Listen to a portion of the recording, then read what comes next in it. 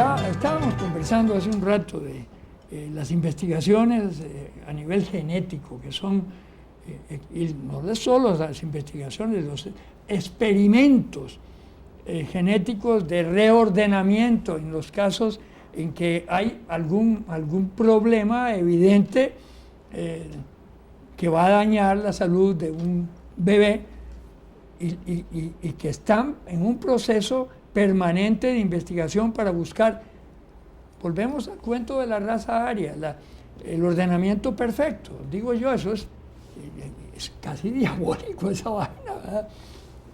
Es algo... Bueno, digamos, en el campo de la medicina se ha avanzado mucho, digamos, desde la cirugía en útero Sí. a un bebé que le hacen operaciones, desde la maduración del feto, por ejemplo, cuando se produce una circunstancia alrededor de la semana 30 en que urge acelerar el proceso de maduración del feto para que salga antes de las 37 o 38 semanas por alguna razón de enfermedad de la madre o algún tratamiento que deba recibir la madre, quirúrgico, de radiación o lo que sea. Entonces maduran el feto. Digo, eso para señalar eso, pero desde el punto de vista ahora de la formación del feto, propiamente también se ha avanzado mucho, porque hay todo lo que llaman una ingeniería genética que trabaja justamente en la selección hoy casi de rasgos genéticos para los niños que van a nacer. Entonces les pueden trabajar, si quieren ojos azules, si quieren el sexo tal, ese tipo de cosas. No, pero el caso de entonces estos se está niños trabajando en eso. que tienen el problema, los niños estos especiales, ¿cómo se llama? Que les falta un elemento. Un cromosoma. Sí. Están trabajándolo para agregárselo, para hacerlo. Yo no sé cómo hacen. Pero porque ya trabajan todo eso, ya todo eso lo manipulan. Sí, no hay duda. Pero tenemos el árbol del ADN abierto. Sí. Con esos tornillos que pintan así. Sí. Lo que, digamos, yo soy como es totalmente escéptico. No. Lego. Pero yo también, es que me estoy enterando por otras circunstancias. Pero se me ocurre porque, digamos... A vos que estás tan metido en las redes. A pensar que en un organismo humano desarrollado ya hasta cierto punto, digamos el feto, el número de células es infinito. Es enorme. Entonces, que se destruyen todos los días y se renuevan todos los días. Entonces, el hecho es que usted tiene que bajar. Todas esas células son descendientes de una sola célula. Sí, claro. La célula madre. Cigoto. Y es obvio que entonces lo que viene, lo que está predeterminado como posibilidad, aunque sea, puede ser que haya una condición determinada de esa célula permita que el ser futuro sea zurdo o derecho, que no esté determinado en ese momento. Sí, claro. Pero habrá un mecanismo que define eso más adelante. Entonces eso ya está en la célula. Claro que cuando ya el número de células es muy grande, ¿cuál sería la forma de cambiar todas las células? Entonces lo único que se me ocurre pensar es que lo que se quiera hacer debe hacerse, de preferencia, digo yo, cuando el número de células es muy pequeño o cuando es solo una. Cuando está empezando. Exacto. Como hacen ahora con la formación de los óvulos y de los fuera, la fertilización in vitro, que sí, después la preparan y la montan. Lo que pasa es que ahí hay una limitación de entrada que es esa, que las posibilidades de tener una garantía de que va a ocurrir tal o cual cosa dependería de que se haga en esa primera célula.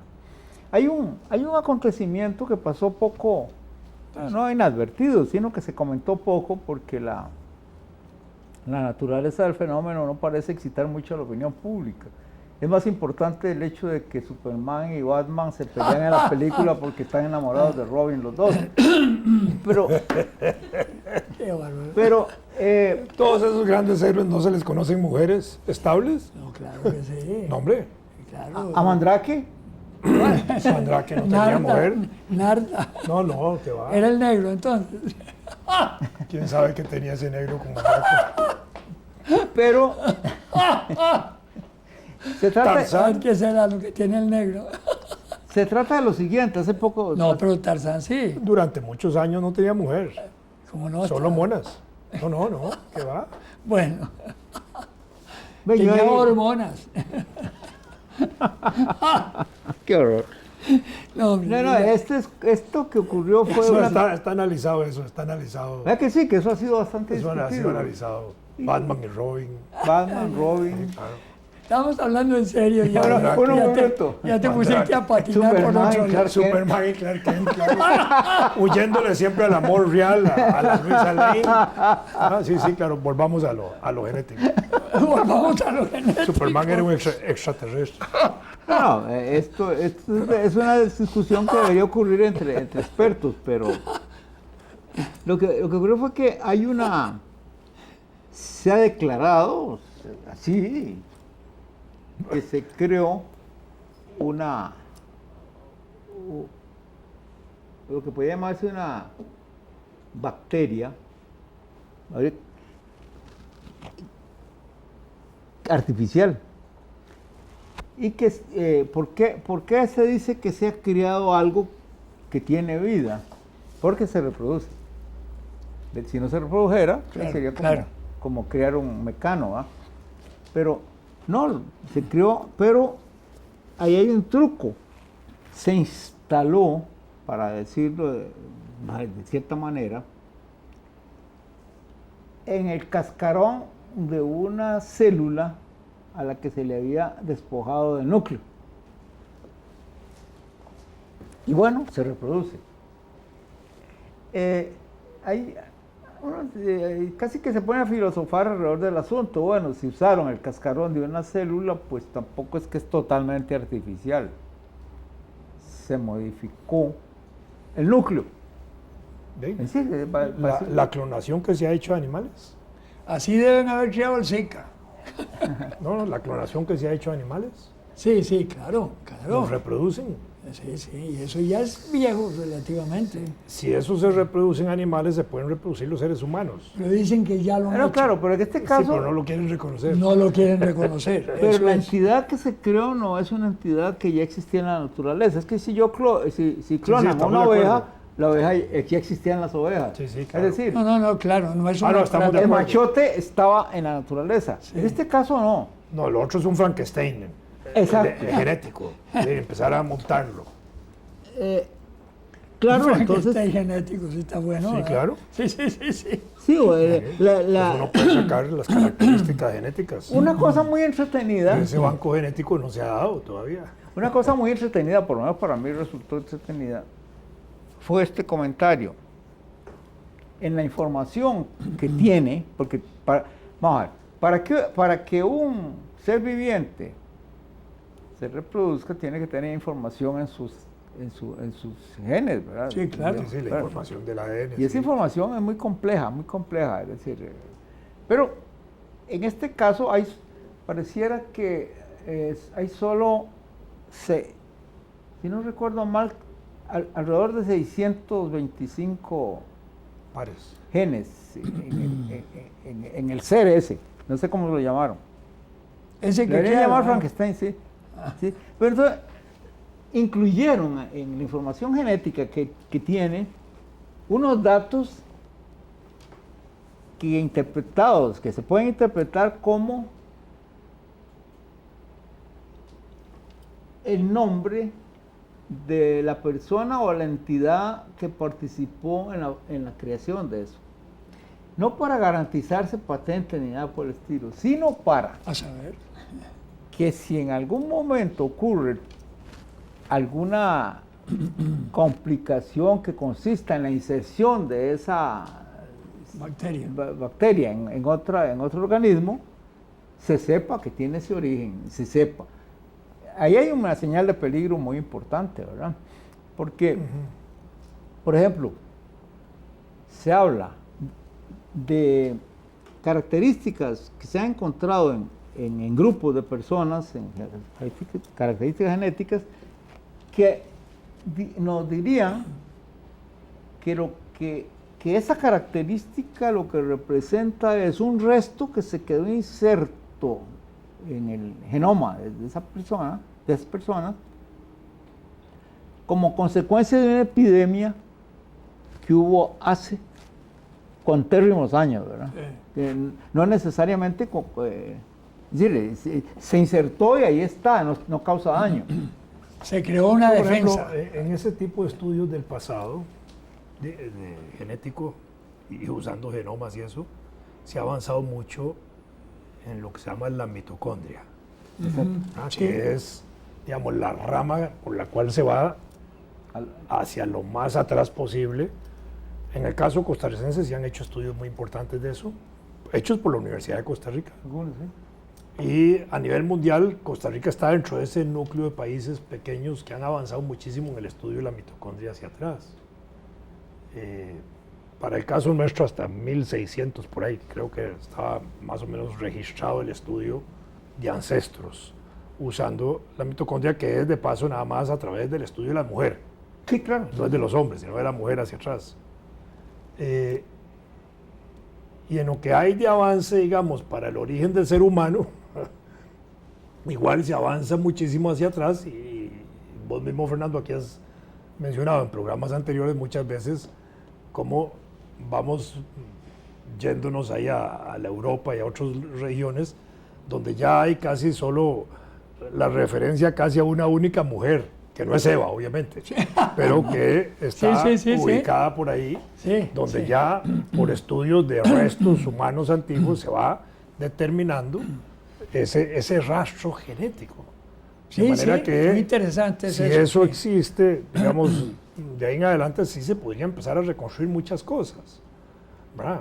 Creo que cuando han encontrado restos de fósiles de mamuts y eso, y han encontrado incluso restos bastante intactos, han tratado de reproducir parte de eso para ver si pueden sacar células que puedan ser reproducidas, a ver si pueden reproducir los mismos animales. Pero no ha habido resultado público de eso, obviamente que no. Y tampoco visible, no hay ningún dinosaurio a la vista que resulte... Y debe tomarse su tiempo para Por supuesto. Porque se han encontrado esos restos y se ha señalado esa posibilidad de reproducirlos. Pero bueno, también se requeriría tal vez un vientre difícil de reproducir un dinosaurio. Pasa que uno cuando no está discutiendo... No es tan fácil. No, está un animal especial para eso. Sí, claro. Un elefante, una caraja así, tiene que ser Tampoco, gigantesco. mucho más grande que imagínate. No, para sacar un dinosaurio chiquitillo de ahí. Bueno. Pero ¿sabes qué? Pero es reproducirlo. En todo eso hay un dinosaurio chiquitito. Un muro que no es el de los lamentos. No, un muro que es lamentable, que digamos, el que le pone a la mente humana le ponen las creencias, digamos, sectarias. Hay en Estados Unidos un museo del creacionismo financiado de manera extraordinaria, en el cual exhiben dinosaurios sobre los cuales los chiquitos se pueden montar, creando la implicación de que los seres humanos y los dinosaurios convivieron. ¿Verdad? Sí, claro. Y lo hacen a propósito. Sí, claro. Pues esos son muñecos, ¿no? No, sí, bueno. Pero te queda la implicación. Sí, no, ya te entendí. Y hay un estudio, unos estudios hechos con preguntas directas a la gente en Inglaterra y Estados Unidos. ¿Cree usted que los seres humanos convivieron con los dinosaurios? Y en Estados Unidos es alrededor del 44% de las personas que creen eso, si yo no me equivoco. En Inglaterra algo muy parecido. Y hay una... Pero si nosotros le preguntáramos a los ticos, ¿cree usted que ustedes vivieron, que antiguamente los costarricenses vivieron con grandes animales? Y de pronto la gente podría decir que no. Pero nosotros hemos encontrado en Costa Rica restos arqueológicos, antropológicos de animales de hace 12.000 millones de años, que son mamuts, que eran grandes elefantes. 12.000 años, ¿sí? 12.000 años, sí. Y en Guanacaste, de acuerdo a los estudios que se han hecho, se han encontrado gigantes alados, animales de alas gigantescos. Pterodáctilos. Sí, están documentados en la revista del museo en Venecia y en otros, están ahí documentados esos estudios. Sí, pero vamos a ver, eso hay que andar con mucho cuidado porque todos hemos convivido con los dinosaurios. Sí, claro. Estrictamente hablando, porque los pájaros... Sí, son parte de esa evolución. Los pájaros son los dinosaurios. Se hicieron chiquititos. Eso no, se hicieron chiquititos y punto. Sí. Claro, es una manera simple de decirlo, pero es correcta. Ahora... ¿Y si uno ve una iguana? ¿Ah? ¿Y si uno ve una iguana? No, pero lo que es que en todo esto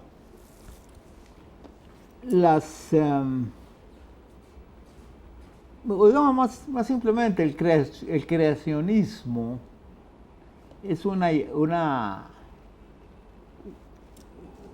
creencia de mucha gente. ¿Qué significa el creacionismo? Que un día de tantos, unos dicen Dios, otros dicen otra cosa, hizo que aparecieran todos los animales, todas las plantas al mismo tiempo. No, hay un proceso. Prácticamente al mismo tiempo. Y eso lo cree la gente. Yo he visto en las redes gente que responde a discusiones sobre eso diciendo que déjense de tonteras. Hace 4.000 o 5.000 años todos los animales salieron del arca de Noé, lo dicen con esa, de verdad lo dicen con una seguridad. Ahora que estabas diciendo la iguana, me acordé de un poemita corto, era que Marco Gutiérrez le encantaba y siempre me decía, ayer me sorprendió el relámpago verde de una iguana en la pared de piedra. Sí, claro. Sacudió el duro yelmo de su cabeza, no sé qué, y desapareció. Sí, y es que hacen así. Sí, claro. Y es cierto, yo estaba en la piscina, en el campillo ahí en la casa, y veo a la iguana. Y yo estaba no puedo decirlo, bueno, había tomado unos traguitos. ¿No le hiciste un selfie? No, hombre, no tenía ni ese. Y de repente me quedo viéndola y ¡pim! Y desapareció. Entonces escribí eso. ¿Creíste que era el libro? Marco Gutiérrez decía, ¿cómo es la cosa? Ayer me sorprendió el relámpago verde de una iguana en la pared. Se volvía loco con el poema. Y siempre me decía, decime el poema de la iguana. Pero la que vos viste no era un delirium tremens. Algo había de eso. Ese es un enredo. La pregunta esa famosa, dice, bueno, está bien, yo te acepto que todos los animales que existen salieron del arca. Del arca. ¿Dónde fue que cayó el arca? En el monte Ararat, en la frontera entre Turquía y Armenia. ¿A cuántos metros de altura? No sé, como a 4.000 o 3.700. Más chiquitillo. Metiste un gusanito de esos comején. Bueno, no, eso no fui yo. Pero, pues la pareja, ¿verdad? Pero ahora sí, macho y hembra. Dígame una cosa. La pregunta que yo voy a hacer es esta. ¿De acuerdo? Le acepto eso. No hemos hablado de los peces, ¿verdad? Porque todos los peces que estaban en agua salada antes del diluvio tienen que haberse muerto. Porque el agua que cayó era dulce, la desalinización fue tan grande que se murieron porque solo podían sobrevivir en agua salada. Entonces, olvidemos esa parte y vamos a los animalitos que caminan sobre la tierra. ¿Por qué todos los marsupiales menos uno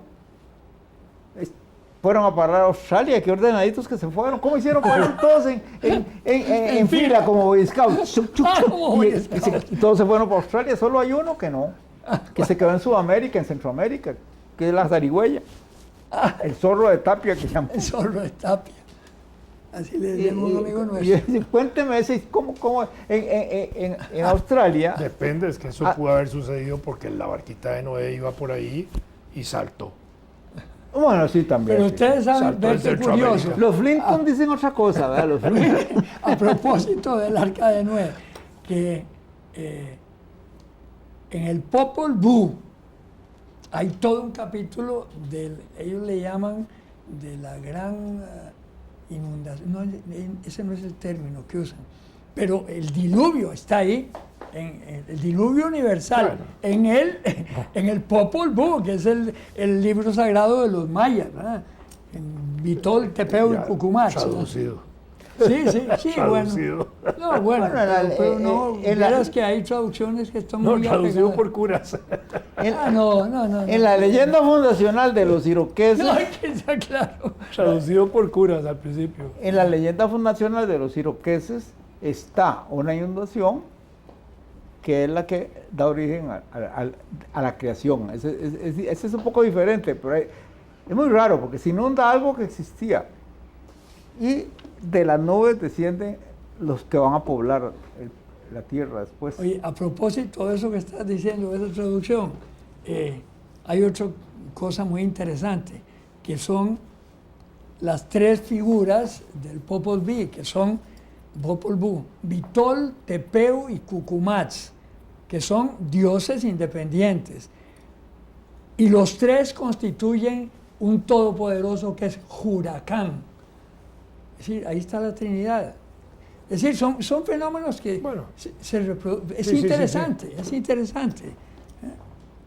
Te quedaste como Sí, pensando. no, debe haber en los genes de la especie Sí. una propensión a pensar. Era, Sí, la sí, influencia masónica de los 3 grados.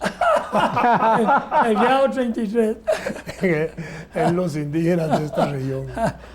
Bueno, tenemos que aterrizamos, pero no sobre el Popol Vuh, porque ya está muy viejo. Mira,